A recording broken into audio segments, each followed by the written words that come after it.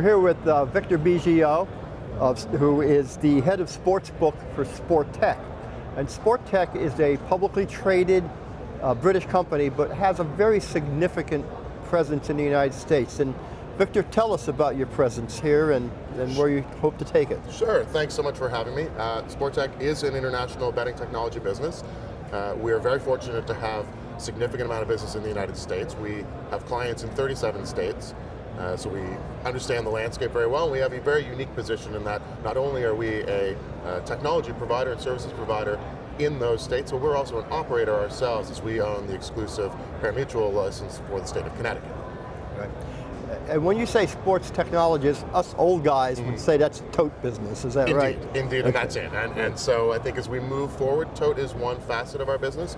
We do also have a great betting platform, and we are now working to take our sports betting product out into the market as well. So the fortunate part for our current clients is that we'll be able to create an integrated model for our current clients and any clients in the states that are interested in our business model. You have OTB, a network of OTBs in Connecticut, and I guess it's natural to assume you would like to expand them out to full sports betting. Sure, absolutely. I mean, I think anybody would be excited about the idea of adding sportsbook to their licensed facilities.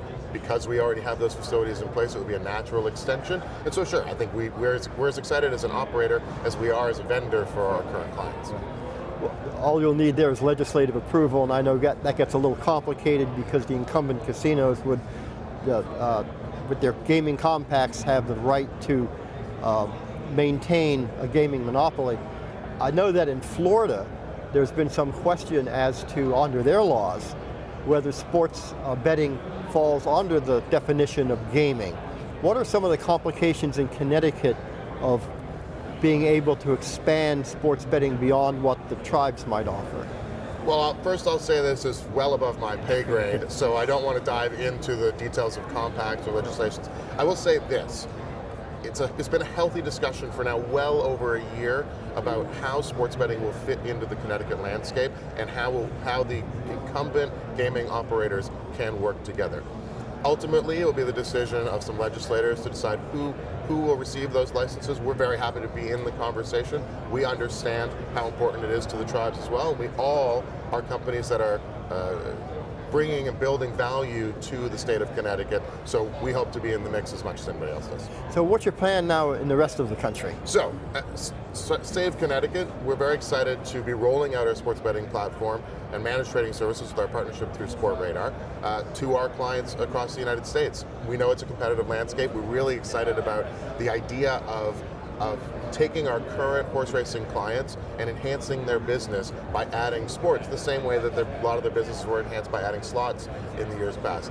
This isn't really about cannibalizing the tote business, it's about finding another revenue stream for a space that's already in existence. So as we've seen in many of the states, it is these incumbent land-based operators who seem to be getting the majority of the initial licenses. We consider ourselves very lucky to have great partners across 37 states.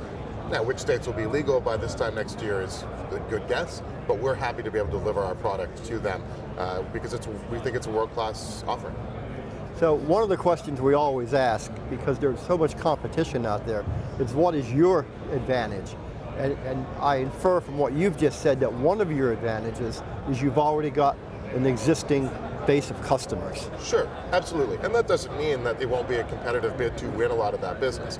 One of the things that I think Sportech does very well and where we find a USP is that we are on the ground in 37 states. We have hundreds of staff across the states who work in these facilities already from a retail environment. And even though the industry is moving towards mobile betting, retail will continue to be a piece of the business. We have the expertise in building out betting shops, whether they be OTBs or our Bobby V's sports betting locations, sports bar locations in Connecticut.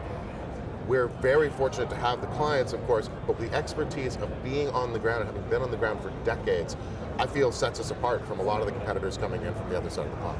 Are there services or lessons that you've learned in outside the United States, like in the UK and so on, that you think you'll be able to transplant to the U.S.? Sure. I think every market is different, but I think I would say the most important thing for anyone who is either hoping to get a sportsbook license or an operator like ourselves in Connecticut is to just tread lightly into this. I feel like this is a seasoned business. We all know that there is a certain amount of money that's being bet offshore already, but just by launching regulated sports betting does not mean we're going to claw back all that money. So I think what the UK has done from a regulatory perspective with regards to advertising and so forth, those learnings are, and other countries as well have taken those steps to ensure that only whitelisted companies can market within those regions.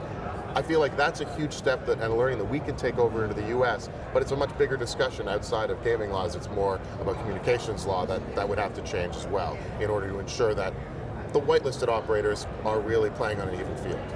Now, this is betting on sports America, and if you look at America more broadly, that includes the nation of Canada.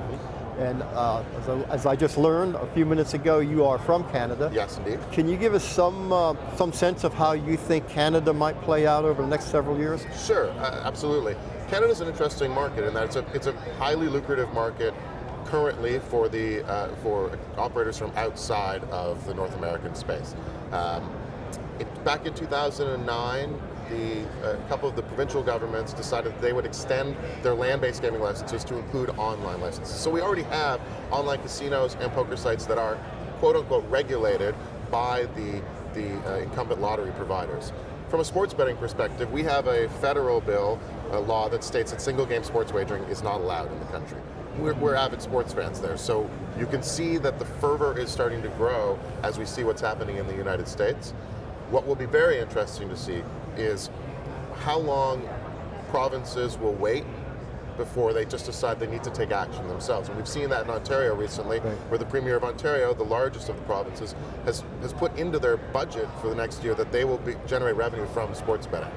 It's a bit of a stretch because we still have to remove that single game betting law, but every few years there's always a couple senators that are interested in repealing that. I truly believe that our federal cannabis regulation that passed this time last year is an impetus to opening the door to other types of tax revenue that can be generated in the country. It's a very long way of saying it's hard to say what's going to happen, but I promise you that the needle is moving much faster now that we've seen movement in the United States. One thing that we are always interested here is one of our primary constituents are investors, and I think it's worth noting that while Sportech is an experienced company, it is not a huge company in terms of comparison with some of the multi-billion dollar companies, and already about 40% of your business is in the US. So you're one of those cases where the expansion of gaming in the US, from an investor's point of view, could be a needle mover for your company. Absolutely. I mean, we understand fully what it would mean to our company's profile, and as a result, what it would mean to the value of the organization as a whole. And yes, we're a publicly traded company that's been around for 100 years.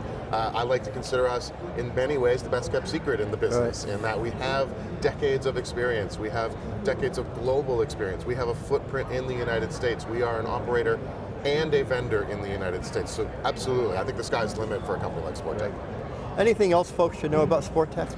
You know, I think we're really excited for what's happening, and I feel like one thing about Sportech, and I've touched on it already, is that because we are an operator and a vendor, clients of ours should have a level of trust to know that we are making decisions, whether it be partnerships or what we're doing with our platform, that will not only affect their business, but it will affect our B2C business, which I believe cements a partnership from a vendor-operator perspective, because we are also our own client. And so I feel like that we are as invested in it as our clients should be, and I feel like that partnership should make for very fruitful relationships moving forward. Victor, very interesting. Thank you. Very nice. Thanks so much.